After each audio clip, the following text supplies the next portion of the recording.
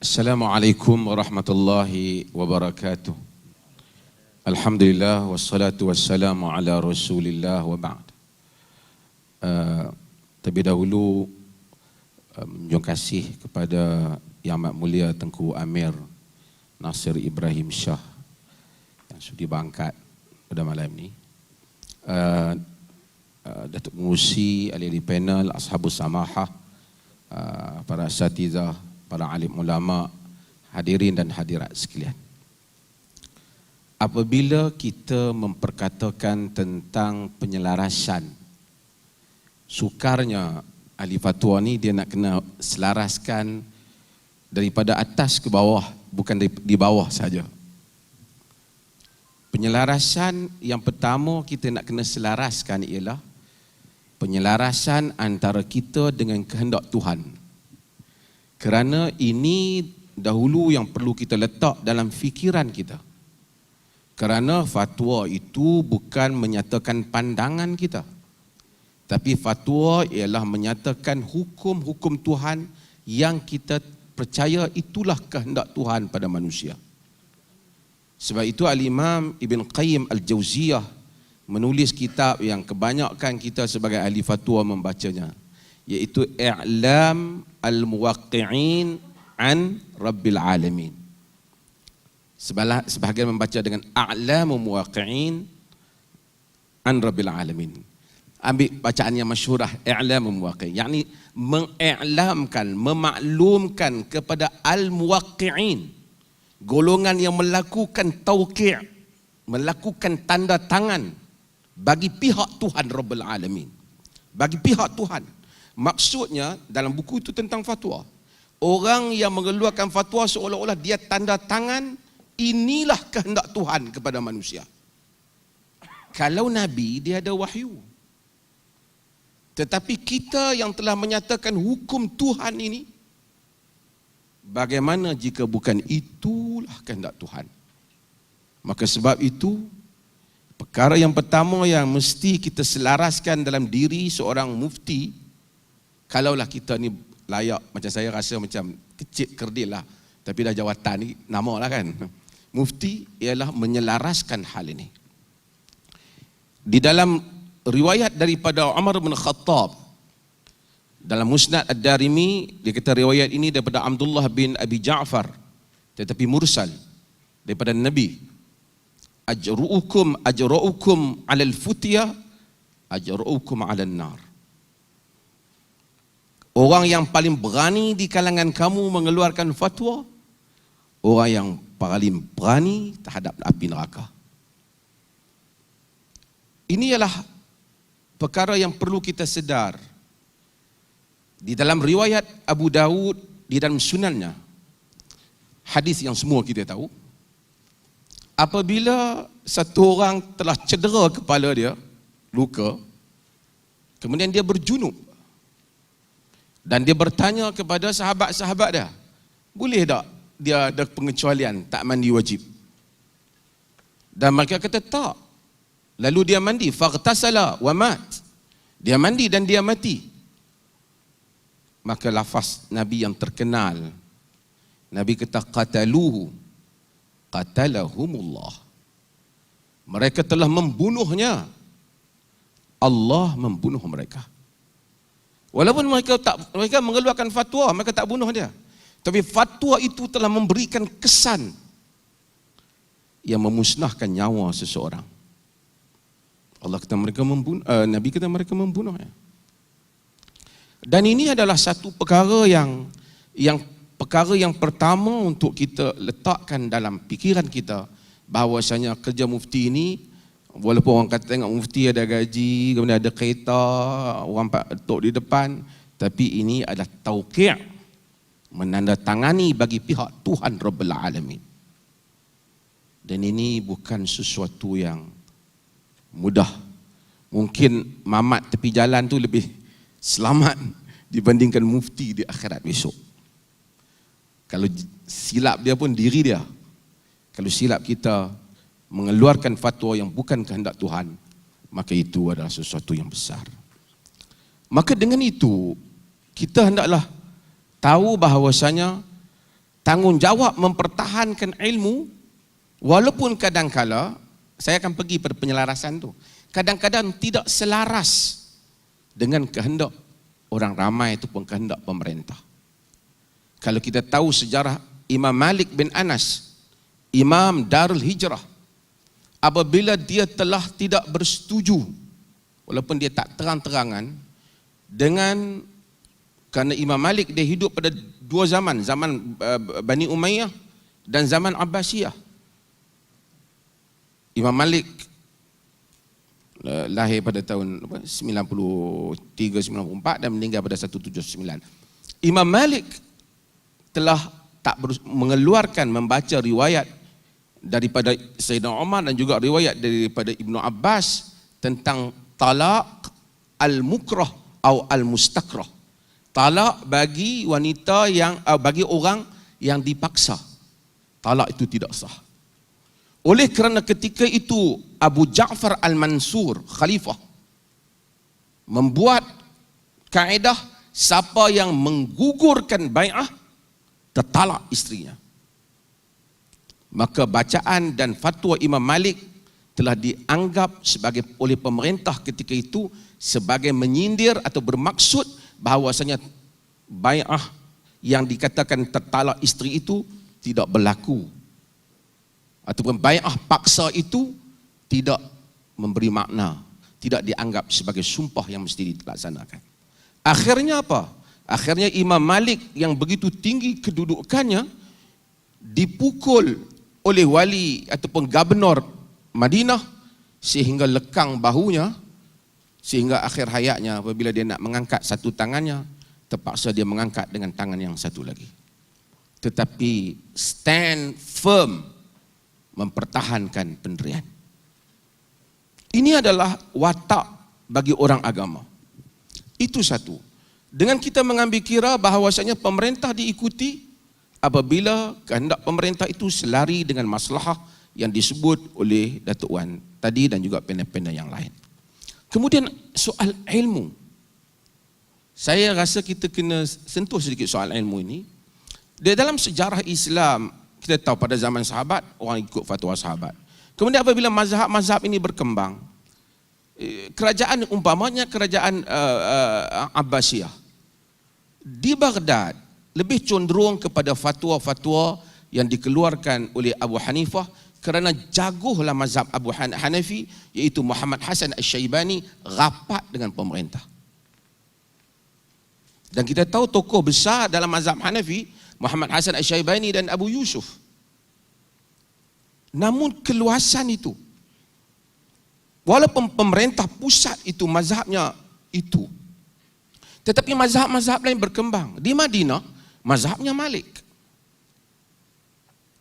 Sebab itu kita baca dalam sejarah riwayat Imamul Baihaqi bagaimana apabila Abu Yusuf pergi ke Madinah, dia tanya, sampai sekarang kita duk sebut gantang Baghdad, gantang Baghdad. Kerana Baghdad.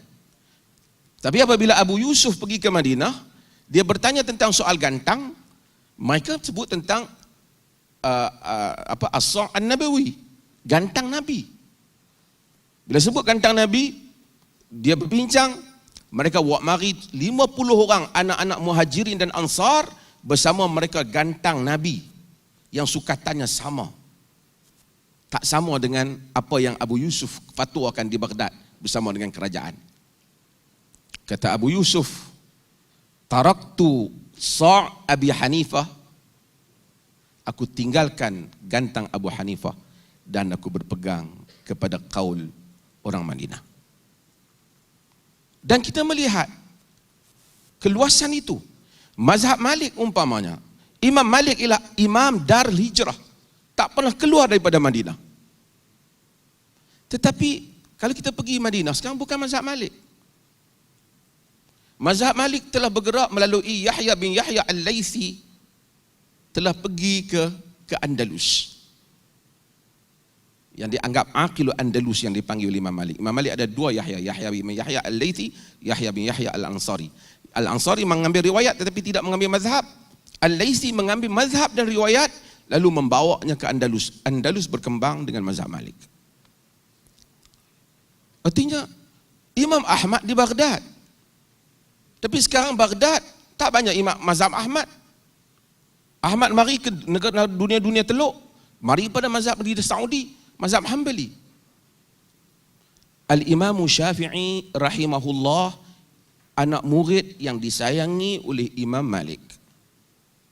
Kata-kata Asy-Syafi'i yang terkenal, Malik hujjati wa anhu atau Malik muallimi wa anhu akhadhtul ilm.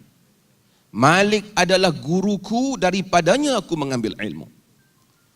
Tetapi apabila Imam Syafi'i daripada Madinah, dia pergi ke Baghdad, bertemu dengan Muhammad Hasan Asy-Syaibani dan berjumpa dengan ulama-ulama Madinah, bersama juga dengan Imam Ahmad yang lebih muda daripadanya 14 tahun. Dan kemudian apabila dia pergi ke Mesir, di Mesir Imam Malik, murid-murid Imam Malik atau pengikut Imam Malik ramai. Mereka menyambut Imam Syafi'i. Ini disebut oleh Al-Imam Al-Zahabi rahimahullah dalam Syiar A'lamin Nubala. Bagaimana mereka sambut dia dengan harapan, inilah anak murid kanan guru kita Imam Malik. Tetapi apabila Imam Syafi'i pergi sana, fatwa-fatwa dia di Mesir sudah tidak menyamai lagi fatwa Malik. Sehingga berlaku krisis. Kata Al-Imam Al-Zahabi, moga Tuhan mengampunkan dua-dua belah pihak. Sehingga Imam Syafi'i sabar, akhirnya dia menulis menolak fatwa-fatwa Malik, walaupun orang mazhab Malik kuat di Mesir. Kerana dia melihat tentang hujah-hujah dia yang baru dia lihat.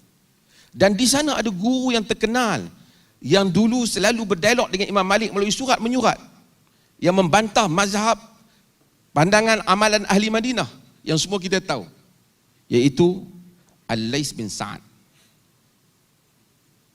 Imam Syafi'i tak ada sempat dengan dia.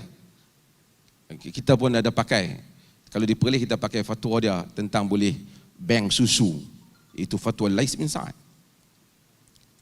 Kata Imam Syafi'i, wal-Laisu afqah min Malik. Dan Lais itu lebih faqih daripada Malik.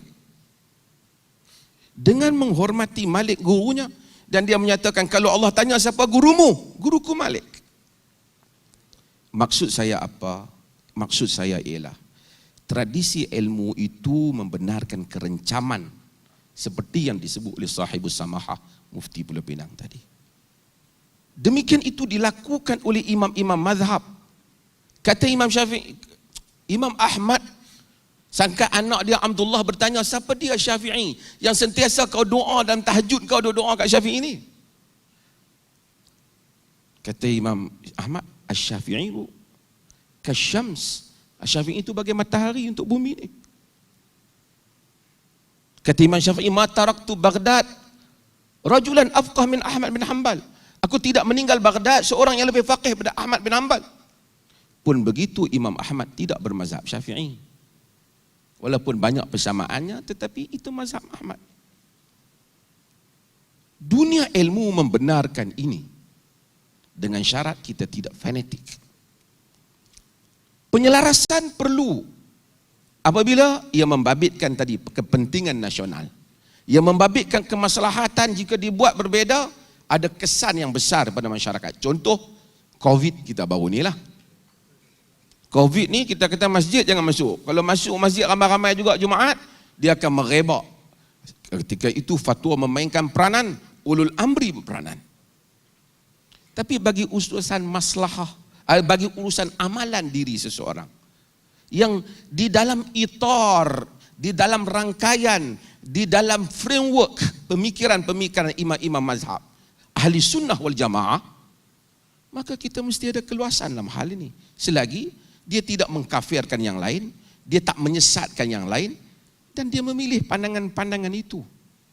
Saya suka dengan titah Sri Paduka Sri Tukan Perak tadi. Dalam perkara yang keempat, beliau menyebut, baginda menyebut bahawasanya tentang soal zaman ini teknologi. Kalaupun kita kata hampa kena ikut pandangan hak kami keluar ni, orang di dunia maya ni, dia bukan ikut masjid pun dia tak pergi, tapi mungkin dia semayang, tapi dia tengok international punya fatwa, European Council punya fatwa, fatwa-fatwa antarabangsa, Dan ini adalah satu realiti yang mesti kita terima tentang keperbagaian ini. Jadi kita fatwa bagi pihak kerajaan, kalau bukan mewakili, bukan fatwa mengikut kehendak kerajaan, bagi pengurusan kerajaan yang ada kepentingan awam. Saya buat contoh lah.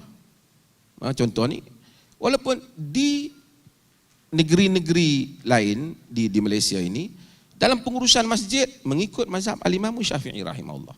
Siapa yang masuk masjid di negeri-negeri lain, ikutlah seperti mana kehendak ulul amri. Tapi dia di rumah, dia semayang lah macam mana pun, kerana itu urusan dia dengan Tuhan, apa yang dia yakin. Diperleh, benda hak sensitif lah kita sebut kan, diperleh baca bismillah perlahan. Di Kedah sebelah, baca bismillah kuat dan solat. Ini bukan soal siapa sesat, siapa tak sesat, kan? Kerana dalam mazhab Hanafi, bismillah memang perlahan. Dalam mazhab Imam Syafi'i, bismillah kuat. Dalam Hambali, bismillah perlahan.